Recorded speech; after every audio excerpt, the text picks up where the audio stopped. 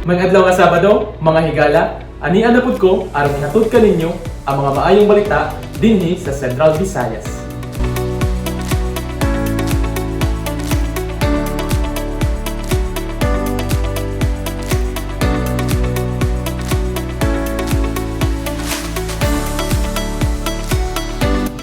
Atong paminawon ang maayong balita didto sa Bohol. Ang panginabuhian kasagaran magdepende sa lugar nga gipuy-an ug unsa ang mga naa didto nga mahimong kapaningwahaan. Si Pasiano Malabar pananglitan sa iyang pagkabata sa ginikanan gitun-an sa pagpinikay-sikay aron dili hinggot man.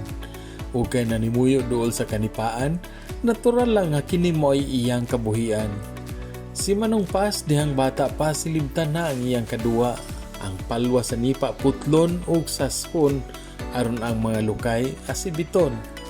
Kung magbaha sa kilid sa suba mag-atang sa kawajan nga anod aron puto-putoon og himuong pawod.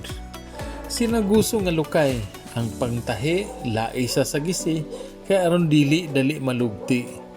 Silibtan o palawran nga kawayan nga giputol taman sa sugdanan. Kaniadto ang pagsibit daghang tao ang nahilambigit.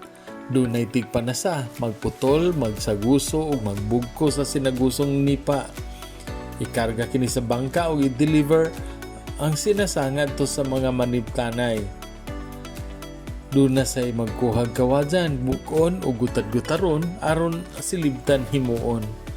Sa 67 anyos na sinungpas karon, tiguwang na apan bisan pa ang pagsibit iya gihapong gitudlo sa iyang mga bata. Sa bugat nga trabaho, sa pagsunod sa iyang agi, walay nagseryoso. Wala naman mauso ang pagsibit, tanang anak ni Nong Pas kaluoy sa Ginoo nakagraduate. Ug sa pagpadayon sa industriya sa pagsibit, siya nagkugi aron ang mga katauhan may kasilungan sa uwan ug init. Gikan sa Bohol alang sa maayong balita sa Central Visayas, Ray Anthony Chu, PIA Bohol. Aniya usab ang maayong balita sa Negros Oriental.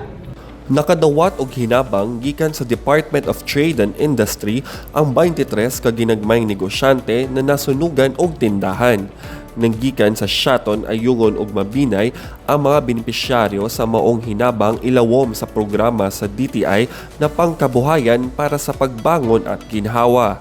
Ang matag usa nila nakadawat og livelihood vouchers na nagbalor og 8,000 pesos na pwede nila iilis og mga produkto sa accredited nga wholesaler sa DTI. Ang mga nakomprang produkto ila na pud ibaligya sa ilang mga tindahan. Tumong sa PPG na matabangan ang mga ginagmayng negosyante na makabarog usab ang ilang negosyo na nasalanta sa kalamidad sama sa sunog. Ang Shaton, this year, katong fire bitaw sa atong January 31 I think, ang sa Mabinay ug sa last year. Kay supposed to be, wala naman unta ni budget. Tagaan pa mi og additional. Later na this year, late na maunang karon pa mi nakahatag sa sa fire victims. Ang budget sa maong ayuda nagikan sa opisina ni Senator Bongo.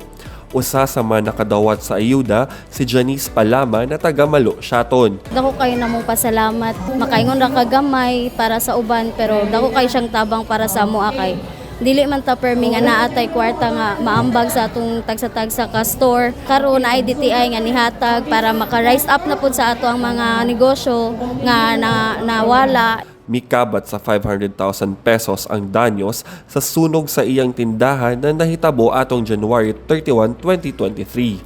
Gikan sa Negros Oriental, kini si Roy Lomotan sa PIA alang sa maayong balita sa Central Visayas.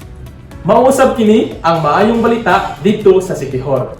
Ang buhatan sa Technical Education and Skills Development Authority Contesta Siquijor nagpahigayon ng Provincial Skills Competition sa Lazi Technical Institute, Tigbawan, Lazi, Siquijor, kaniadtong Oktubre 23 hangtod 24 nga gisalmutan sa 23 ka mga partisipante diin duha kanila nakigbisog alang sa restaurant services, tulo sa fashion technology, tulo sa bakery, duha sa cooking, duha ka team sa concrete bench making ubos sa masonry competency, tulo sa bed making ubos sa housekeeping competency, tulo sa advanced electrical installation, tulo sa mixology ug duha sa computer systems and networks.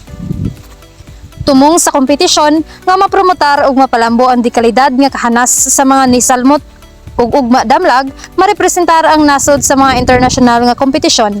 Usa-usab kini kasumbanan sa mga technical vocational education technology providers sa paghaom sa ilang kurikulum ngadto sa napanahong standard sa industriya. Mapasalamaton usab ang mga kabatan-unang partisipante sa higayong mapakita ang ilang kahanas ug masinati ang tinuig nga kompetisyon. Dapat jud siyang katabang nako in the future in case mo sulod ko sa tourism industry. It's my privilege and a proud distinction to represent my diploma. Madasigon usab ang mensahe ni Ramon Ivan T. Ruiz, ang TESDA 7 Regional Director ug Joel M. Villagracia, Siquijor Provincial Director sa mga nisalmot sa kalihukan ug uban pang naghandom nga mahashas ang ilang kaalam. Ang importance ng isang skills competition is not only to determine the winners. So, ang objective is to make sure that our learners or our trainees will land in an employment or job later on. This is also a chance na ma-promote nyo o ma-enhance ninyo ang inyong mga skills o maka-witness mo o ang mga dapat na ma-learn. Alang sa maayong balita sa Siquijor, ako si Ninya Rose Oxo. Ug di usab magpawahi ang Cebu alang sa ilang maayong balita. Ang Regional Disaster Risk Reduction and Management Council 7 o RDRRMC 7 may pahigayon og simulation exercise sa ilang Emergency Operation Center Standard Operating Procedures and Guidelines ni adtong November 9. Ang maong aktibidad nagtumong sa pagpakita sa plan of action alang sa pagdumala sa EOC ug pagsukod sa kapabilidad sa pagtubag niini sa panahon sa kalamidad ug uban pang mga emergency situations. Pinaagi sa simulation exercise, ang mga cluster members ug mga personnel sa EOC nga miapil gitahasan sa pagmugna sa ilang mga incident objectives, logistics ug augmentation plan ug deployment sa mga readily available resources alang sa pagtubag sa mga gikinahanglan sa higayon nga dunay kalamidad o emergency nga mahitabo. Ubos sa sitwasyon kung diin adunay nahitabo nga linog, ang mga participants mipakita sa ilang response ug mga plano alang sa pagtubag sa mga request gikan sa mga affected areas ug communities.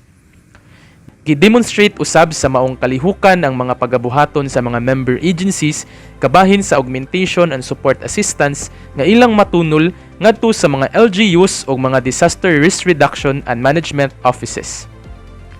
Ang EOC simulation exercise gisalmutan sa mga ehensya nga sakop sa RDRRMC 7 nga gipanguluhan sa Office of Civil Defense 7.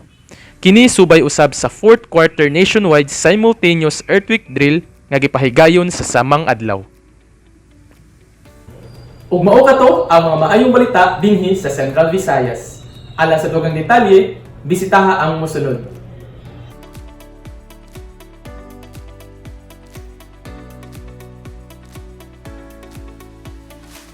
Ako si Rob Cabardo, o mag-uban na punta, sunod si Mana.